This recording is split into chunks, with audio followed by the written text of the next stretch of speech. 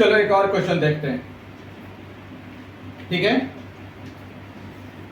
Question है, if sine alpha is equal to √3/2, comma cos alpha is equal to again √3/2, then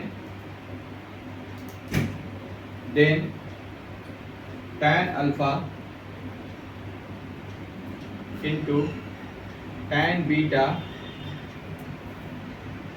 is option A √3, option B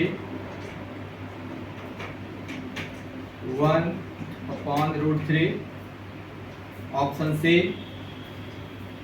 1 and option D is 0 ना। देखते हैं, tan alpha into tan beta का value निकालना है। tan alpha into tan beta का value निकालना है। तो इस क्वेश्चन के लिए हम लोगों को दो फॉर्मूला मालूम रहना चाहिए। The first, relation between sine and cos, and the second, formula of tan theta, relation among tan theta, sin theta and cos theta. So the first formula is right here, related formula। ये दोनों formula इस question को solve करने में help करेगा। तो related formula is tan theta is equal to sin theta upon cos theta, and the second formula is sin square theta plus cos square theta is equal to 1। इन दोनों formula के मदद से हम अभी इसको सॉल्व करेंगे, ठीक है।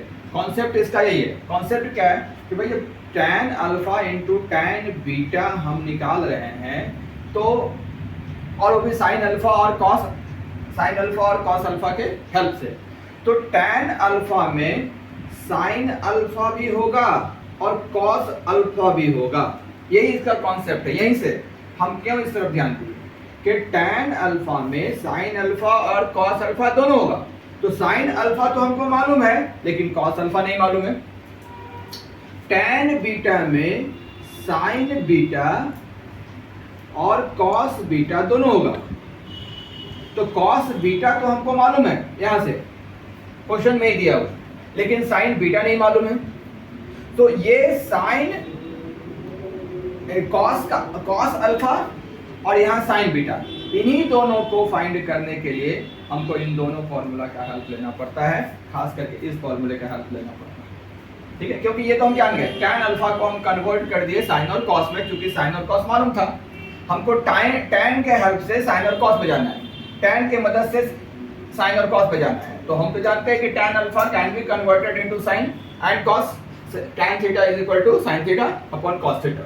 लेकिन इन दोनों को कैसे मालूम करें, cos अल्फा और यहाँ साइन बीटा, इसको कैसे मालूम करें? तो इन दोनों को मालूम करने के लिए हम इस फॉर्मूले का इस्तेमाल करेंगे और लिखेंगे कि cos, यहाँ पे साइन अल्फा मालूम है तो cos अल्फा मालूम करना पड़ेगा।